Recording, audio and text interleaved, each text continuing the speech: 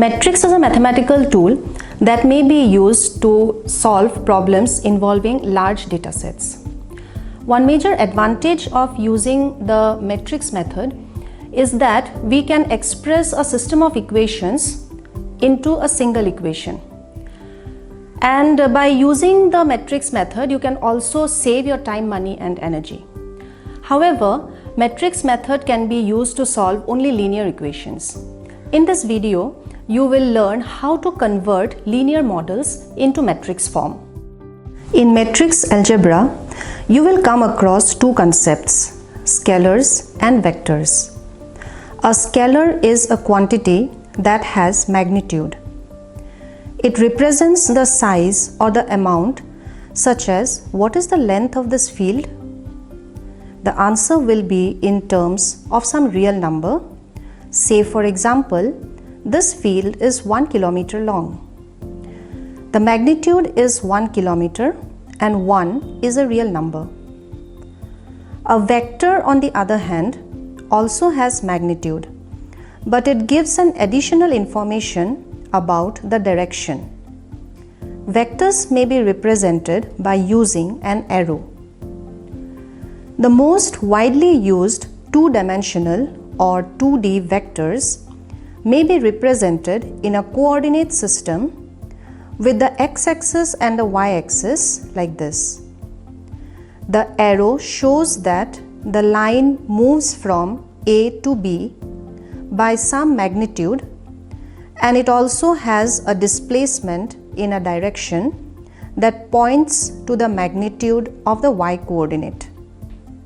Thus, V may be called a vector. In economics, law of demand says that when price decreases, quantity demanded increases, and when price increases, quantity demanded decreases, other things remaining the same. Thus, if the price of apples fall, quantity demanded of apples will rise, and if price of apples rise, quantity demanded of apples will fall. Since there is an inverse relationship between quantity demanded and price, it may be said that price and quantity demanded move in opposite direction. Thus, quantity demanded may be termed as a vector. Now, the law of demand does not give information about the magnitude of change with respect to the change in the price, that is, by how much the quantity demanded change when the price changes. Economists use the concept of price elasticity of demand to measure the magnitude of this change. Elasticity of demand does not tell anything about the direction, but it has a magnitude. Hence, it may be called a scalar. In mathematical language, a vector is a special type of matrix that has only one row or one column. If a matrix has one row, it is referred to as a row vector. If a matrix has one column, it is referred to as a column vector. Thus, R is equal to 2, 3, 4 is a row vector with a collection of numbers 2, 3 and 4 in one row. C is equal to 2, 3, 4 is a column vector with a collection of numbers 2, 3 and 4. A number of such row vectors and column vectors taken together forms a matrix. Thus, a matrix may be defined as a collection of vectors. Let us now proceed to convert linear equations or linear models into the matrix form.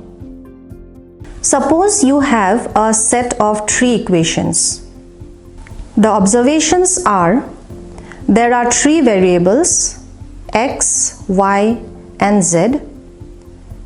The position of the variables in all the three equations are not identical.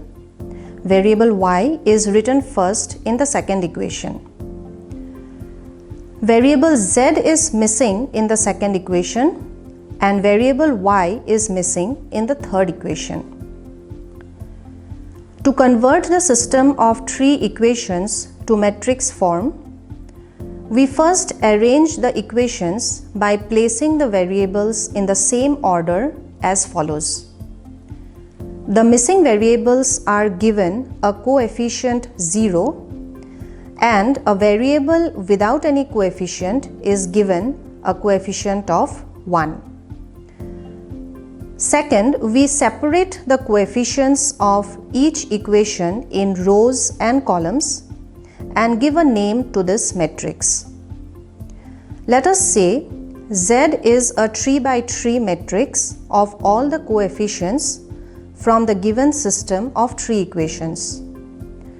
The rows represent the three equations and the columns represent the three variables placed in the order of x, y and z. If you remember, the second equation had y written first, so care must be taken while arranging and writing the coefficient of y. The coefficient of y is 3 and is written in the second column. Since z and y are missing in the second and third equations respectively, the coefficient for z and y is written as 0. Next, the variables and constants are written as a column vector. Let us name the vector of variables as v is equal to x, y and z. The constants on the right hand side of the equations may also be written as a column vector. Let us call it t is equal to 40, 43 and 38.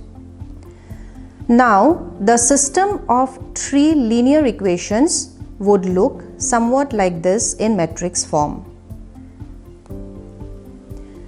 In shorthand, this may be written as ZV is equal to T, where Z is a matrix of order 3 by 3, V is a matrix of order 3 by 1, and T is a matrix of order 3 by 1. Therefore, three equations have been compressed to one equation. The only thing to be kept in mind is that, unlike single equations, V is not a single variable but a collection of three variables.